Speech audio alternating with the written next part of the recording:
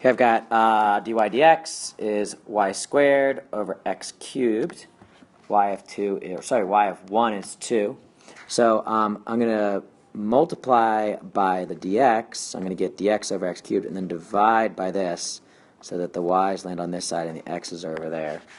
So that gives me dy over y squared equals dx over x cubed.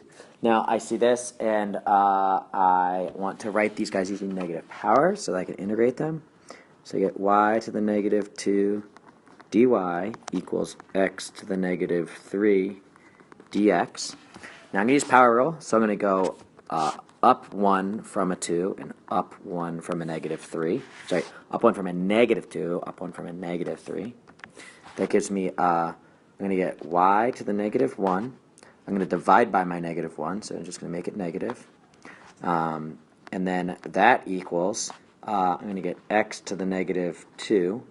And then I got to multiply that, or divide that by my negative 2 like that. And then I'm going to write my plus c right here. So that is the same as negative 1 over y equals negative 1 over 2x squared plus c.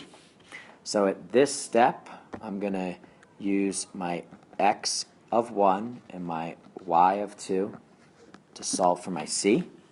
So I'm going to get negative 1 over 2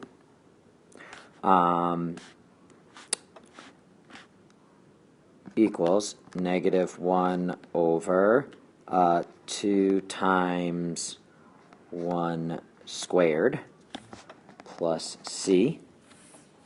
That simplifies to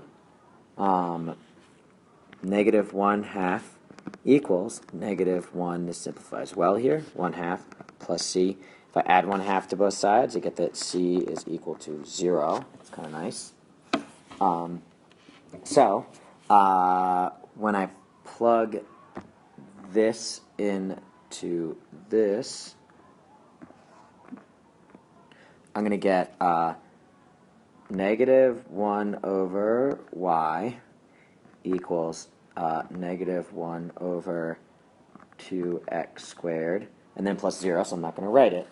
So two things that I notice here. One, I could multiply by negative 1 and get rid of that guy and that guy, multiply by negative 1 on both sides, so I'm just going to erase this and erase that. And then, I could flip both sides, I could cross multiply, you could think about it in all kinds of different ways.